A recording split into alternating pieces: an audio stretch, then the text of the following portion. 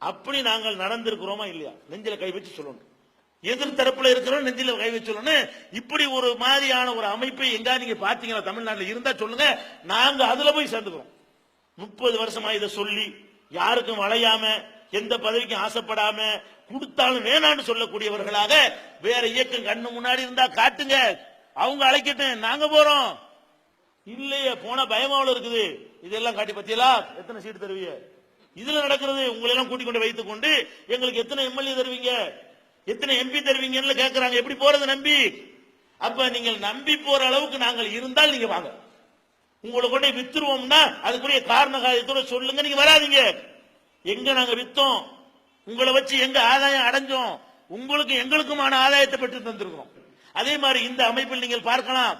இதுல எந்த தலைவர்களுக்காவது முக்கியத்துவம் இருக்குதா? இப்ப நாங்க ஒரு நேரத்து தலைவரா இருந்தோம், இன்னைக்கு நான் தலைவர் கிடையாது. உங்களை மாதிரி ஒரு உறுப்பினராக இருந்து செயல்படுறோமா இல்லையா? தலைவர்கள் மாறக்கூடிய ஒரு இயக்கம் ஒண்ணுதானே இருக்கு. இஸ்லாமிய சமுதாயத்துல ஒரு அற்றுப்பேடி இயக்கம் இருக்கிறது.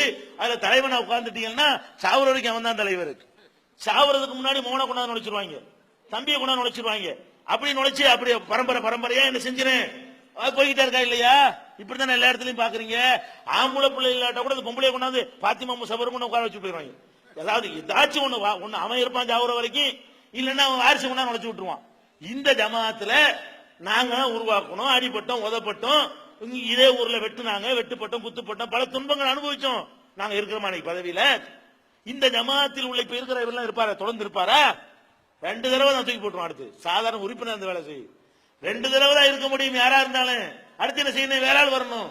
உறுப்பினரா இருந்து செயல்படுறோமா இல்லையா? நேத்து நாங்க தலைவர்கள் இருந்த நாங்க நீ தலைவரா இருக்கிறோமா? இந்த இருக்கிற அமைப்புல நாங்களே தலைவரா இருக்கிறோம் சொன்னா நீங்க மாட்டம் சொல்லிடுவீங்களா? நாங்க தானே விதியை உண்டாக்குறோம், இருக்கக்கூடாது. நீங்க உண்டாக்கலையே. 2 தடவை தான் இருக்கணுங்கிற விதியை உண்டாக்குனது யாரு? நாங்க தான் உண்டாக்கணும். ஏன் உண்டாக்கணும்? எங்களுக்கு தலைமையா இருந்து நடத்துற பெரிய சுமைங்கிறதுனாலயா?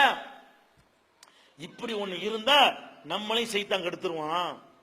நம்ம தான் இருந்தோம், நாம என்ன செய்ய, நமக்கு வேண்டிய மாதிரி வளைக்க சொல்லணும், நமக்கு வேண்டிய மாதிரி திருத்த சொல்லணும், நமக்கு வேண்டிய மாதிரி நாளைக்கு தேர்தலில் போட்டிட்டா என்னன்னு ஒரு கேள்வியை கேட்க சொல்லணும்.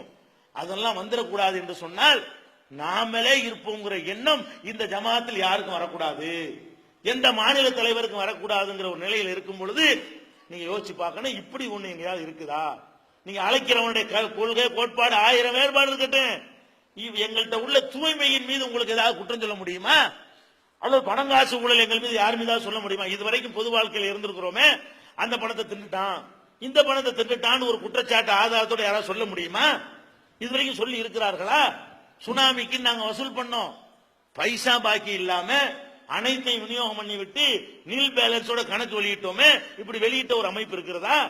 பித்ராவுக்காக வேண்டி பல கோடி ரூபாய்களை வசூலித்து மக்கள்கிட்ட உங்களுக்கு விநியோகம் பண்ணி தந்திருக்கிறோமே, வரவு செலவுன்னு போட்டு பேலன்ஸ் இல்லைன்னு போட்டு கரெக்டா என்னென்ன யாருக்கு யாரு கொடுத்தோம்னு சொல்லி விவரமா போடுறோமே, இப்படி ஒரு அமைப்பு நீங்க பார்த்திருக்கிறீங்களா? எந்த ஒரு காசா இருந்தாலும் எல்லாத்திலையும் சுத்தமா இருக்க வேண்டும் என்று ஆசைப்படக்கூடிய ஒரு இயக்கம்ங்கிற அடிப்படையில் இந்த மாதிரி எங்களால தான் இல்ல, எங்களை மாதிரி வேற இயக்கம் இருந்தாலும் அந்த கோரிக்கை ஜெயிக்க முடியும்.